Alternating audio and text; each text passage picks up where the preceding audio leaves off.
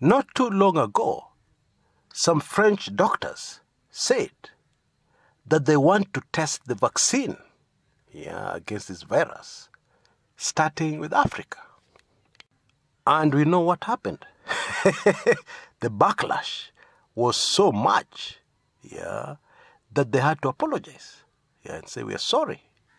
We take back what we said. Now, hot in the heels of that, in Oxford, in the United Kingdom, some other professors have now come out and said that they're going to start their tests in Kenya, not even Africa. They've been very specific. We're going to start these vaccine tests in Kenya. Ministry of Health officials in Kenya have said they don't have that information. They're not aware that tests for any vaccine are going to take place in Kenya. But those who understand how things work in Africa will know that that denial means nothing. These deals are usually done in private, behind closed doors. And then they even strategize how they're going to quietly introduce it so that any opposition is dealt with. But I love the response that has been attributed to Martha Karua, party leader of the NAC party. And I was not able to verify by the time I started making this recording whether the remarks really came from her. But what is important are the remarks. And the remarks were, fine, very good. Let these people come and start their vaccine tests in Kenya. No problem. However, let them start with the cabinet secretaries and their families and all the important people in government. Let the vaccine tests start with those ones. And I would add, and especially the politicians who are very quiet during this crisis. Even as people start their evil agendas against Africa, our politicians are very quiet. The issues they're supposed to be raising, what they're supposed to be talking about, is being raised by ordinary Kenyans on social media. What a shame.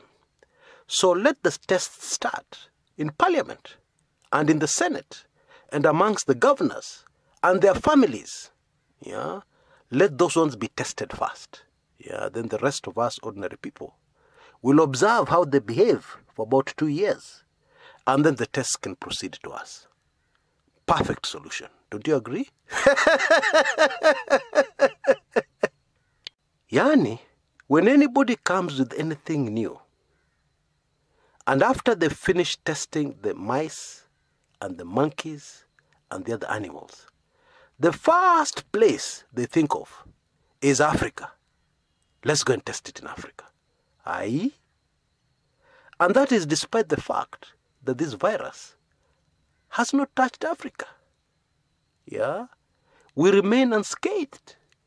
All we are hearing is that the next 2 weeks will be crucial. The next week will be crucial. Prepare for bad news. Prepare for bodies on the streets of Africa. That's all we are hearing. But it's not happening. And it has definitely reached that point where if it happens now, we will know it is not natural. It is artificial. This saga is just bizarre. Flu is not a problem in Africa. In the West, it kills many people. In the US, for instance, it kills over 60,000 Americans every year. They even have a flu season. But here in Africa, go to the village and tell somebody flu. What's that? We have different problems. Pneumonia, for instance, is serious in Africa. That one we understand. But this flu thing is foreign. I'm not saying people don't catch the flu in Africa, don't get me wrong. I'm just saying it is not a major issue in Africa. It's not. Of course, people have been trying to force it to be a major issue in Africa for years. Lakini imekataa. Oh, yes. So you have your own disease in your countries, and then you want to come and do the first tests in Africa. Oh, boy. That doesn't make any sense. Or you believe Africans are still stupid. They don't understand these things. They want to know what is happening. Well, My simple message to these racists is prepare yourselves very well to deal with a very different Africa. In case there are any leaders you have bribed, given money to do your things, you'd better go and get your money back. Oh yes, I'm giving you free advice. Especially if you want to test a vaccine, that has to do with this virus in Africa. Think again. You know, there's one major difference between Africa and the West. In Africa, we believe in God. When you go up country, even if you don't go to church, your parents tell you, let us pray before you go back. In Africa, we talk a lot about God Almighty.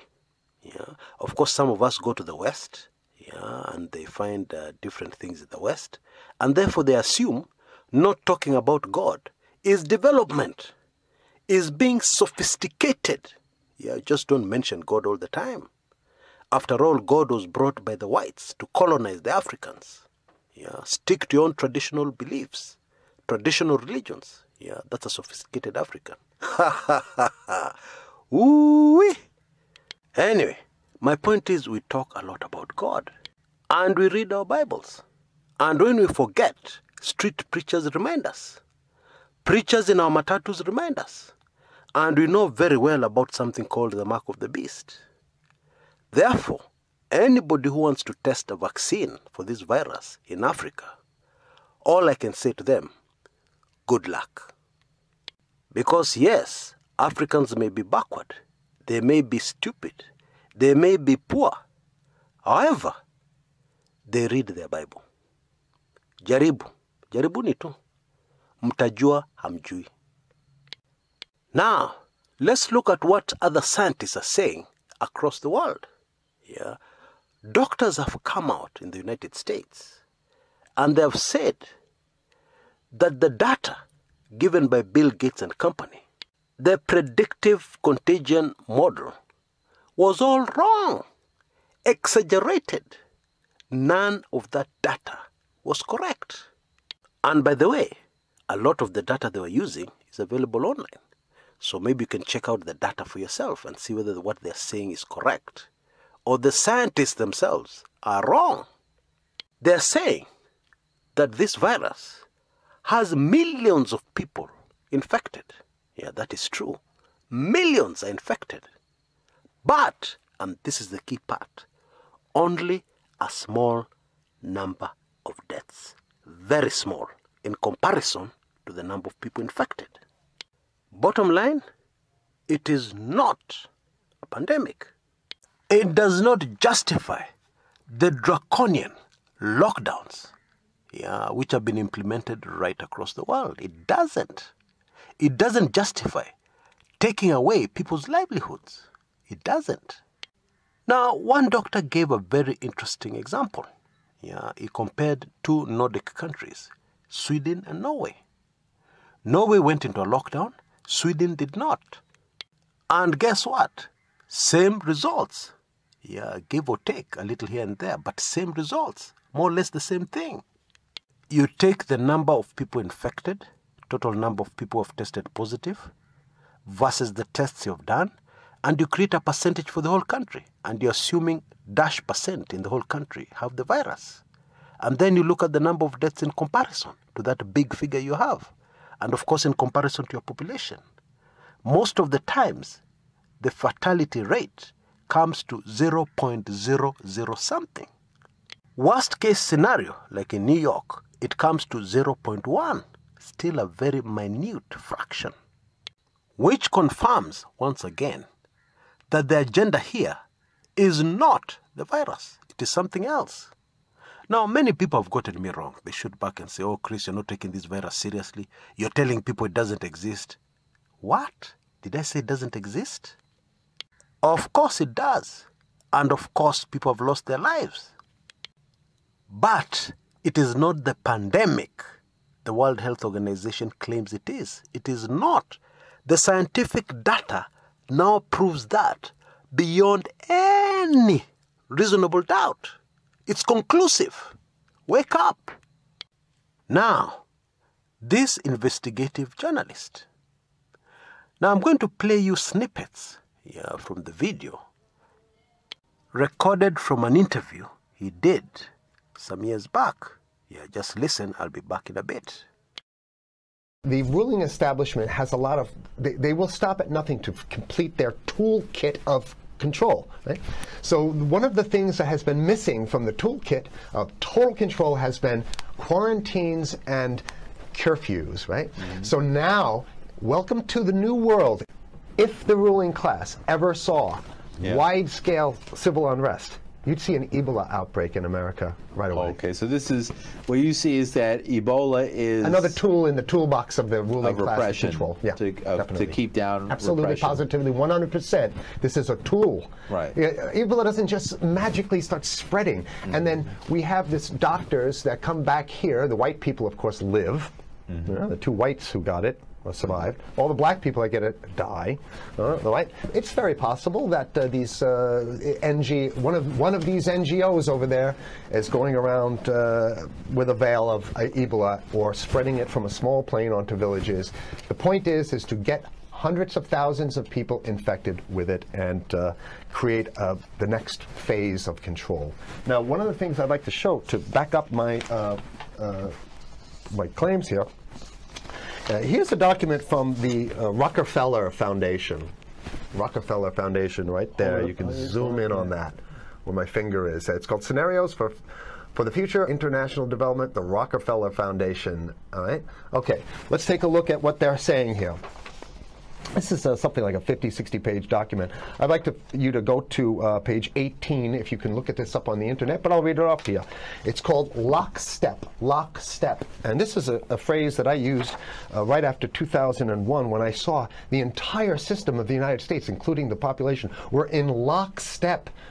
So the Congress went along, and yes, it was Osama bin Laden, and the people waved their flag and said, I hate, hate, hate, hate, and everything was in lockstep. Well, in 2010, they published this, Rockefeller Foundation, and here's what they're saying.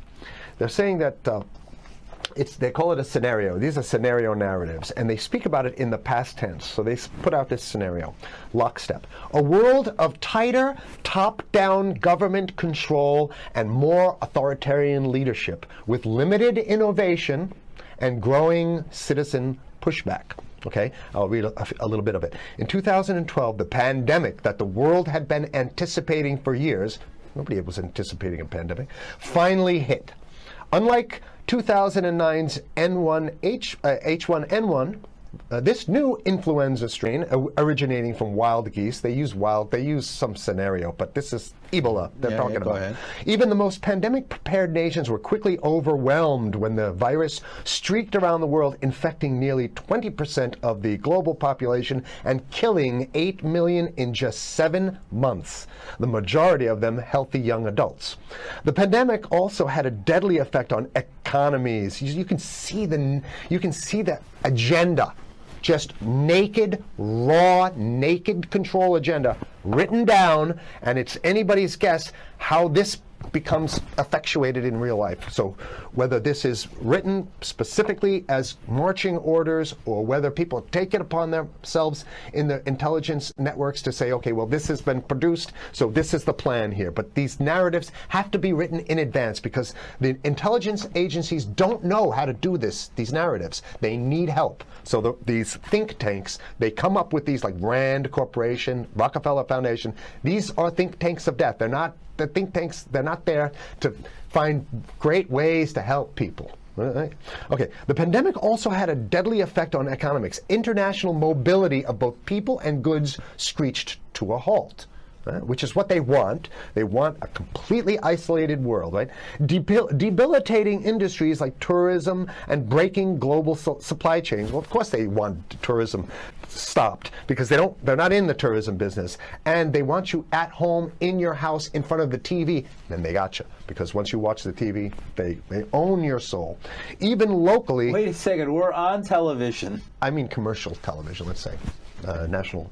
Even locally, normally bustling shops and offices sat empty for months. Okay, so I love how they talk about it in the past tense in 2010. Right? The pandemic blanketed the planet, though disproportionate numbers in Africa died. Southeast Asia and Central America, where the virus spread like wildfire. It sounds like the opening monologue of a disaster movie, right? Exactly. Now listen to, here's the good stuff now.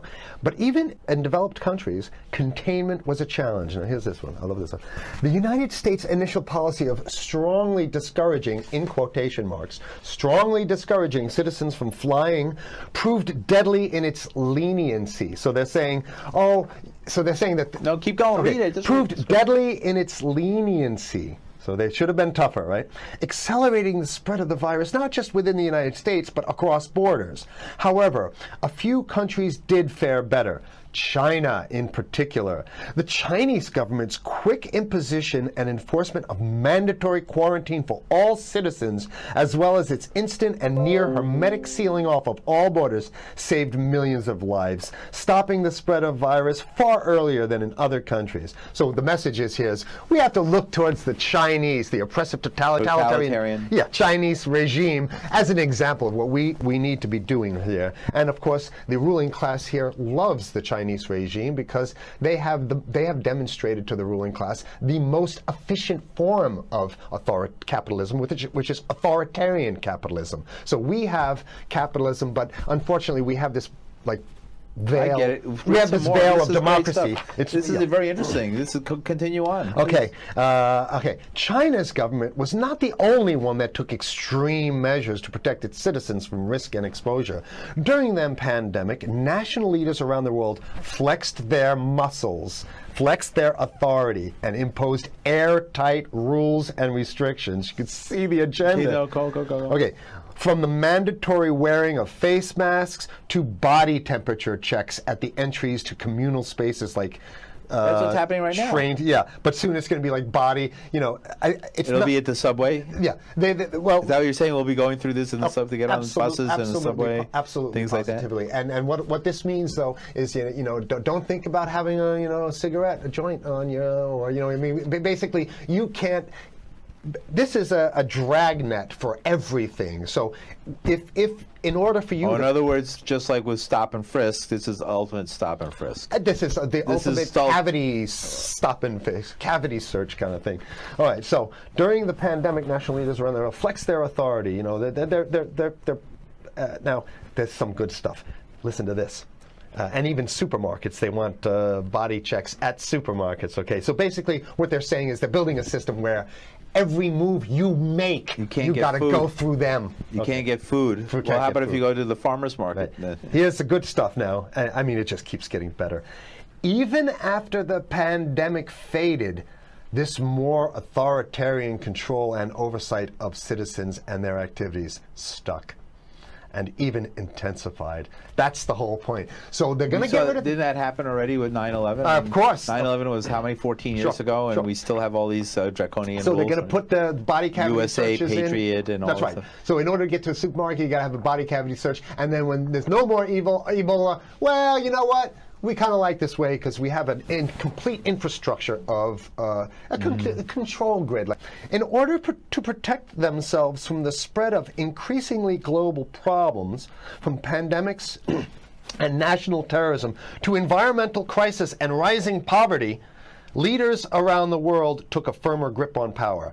Well, what the hell would rising poverty have anything to do with imposing strict citizen controls with face masks? Right? So they're very sloppy stuff here. At first, the notion of a more controlled world gained wide acceptance and approval. I'm sorry. Nobody likes this stuff. They're just saying it. No, I have to provide analysis. Only because we only have 5 minutes left, so that's. Oh my God. Okay. Citizens willingly gave up some of their sovereignty and their privacy to more paternalistic states in exchange for greater safety and stability. I mean, that's just a complete naked contradiction to the famous saying that if you think you're going to give up a little bit of security, I mean, if you're going to give up your freedom for security, you're going to get neither. That's the long-standing thing. And here what they're doing is They're not even ashamed or embarrassed to absolutely say the exact opposite. They're saying, yes, we all want to give up our privacy and sovereignty for more stability and security and stability. So you don't get that. When you give it up like that, you get the shaft. Can you show us the cover again of what you were just reading? One more time, and then I have two more documents. Right, this is what we were reading here, and just zoom in a little bit so folks can see it. He'll zoom in, don't worry, you can relax. All right. And scenarios for the future of technology and international development. Okay, now I have two more documents. Keep it zoomed. We have the National Security Memorandum of December 10th, 1974. This is Henry Kissinger's brainchild. The National Security Memorandum number 200. You can look that up on your internet. I'll summarize it. He says that there's too many people, we got to get rid of the population. So to answer your question. Oh, from earlier. Yeah, he says, he used the word depopulation, which is different. Depopulation means killing people that already exist, and it's to get the minerals, because we need the minerals. And here's another one. The CDC has a patent on Ebola. They've patented it. Yeah? Right. So basically, if you want to get a cure for your Ebola, you got to go. It says it right up here, right? It says human Ebola virus species and compositions and methods thereof, and it's a patent. It's a patent. They patented the main strain plus something like 17 other strains of it. So they own it now, and I don't know how exactly you can own that, but apparently they've done the same thing. Yeah, I didn't think you could own a natural. Yeah, you can. I guess the main thing to finish off this show is this: that they want to get more control, more and it's going to be curfews and quarantines. So what I'm saying is that unless the American people start to get some new way to revolt, a new way to organize, new way to protest, unless we can break through the apathy, because that's what we have here, then it's going to be a slave state here. The ruling class doesn't seem to have too much resistance. They're getting everything on their Christmas shopping list, and they've been wanting quarantines and curfews for a long time. Now they got it. And if you want to live in a world where you're tricked into all this stuff because it's for your safety, right? And if you want to have a probe and make sure you got to check your pockets, make sure you don't have anything incriminating on you before you go out, and when you step out of your house, you want some police there to monitor and see what you're doing. If that's the world you want to live in, be apathetic, don't do anything. You're going to get that world very soon. It's coming your way, definitely. Mm-hmm. Yeah. So what should people do? What's the hope? You have 30 seconds. To wake up, learn about it, and go fight these bastards in Washington. They're easy to beat. If we can just organize, we can beat them. It's simple. They're weak, and there's so few of them. What? I don't think I need to add anything more. What this means is that this plan was written somewhere before it happened, long before it happened. And that means it was not an accident. This thing has been planned for a long time, for certain objectives. Notice what also they say about Africa. Yeah, the West are just interested in the resources there, nothing else. And some of us here are still falling into the trap of the Westerners and their agenda, still supporting them. Hey, Chris, you're talking rubbish. Yeah, listen to the experts from the West. That's what I've been told.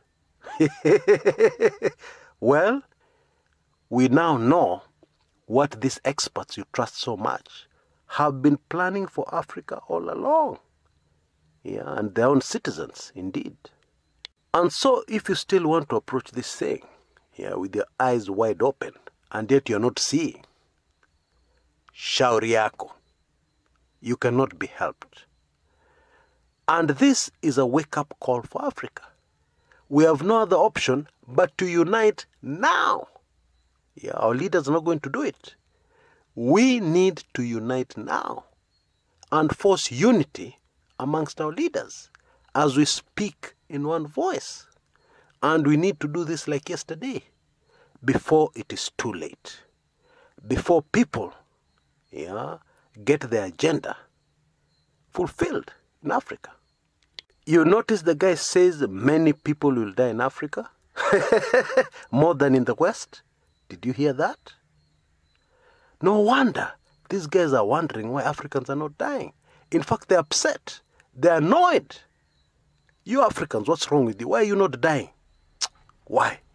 Why are you not dying in large numbers? You guys are really messing us up. Die! Wah, wah, wah. Until next time, this is Chris Kumekucha.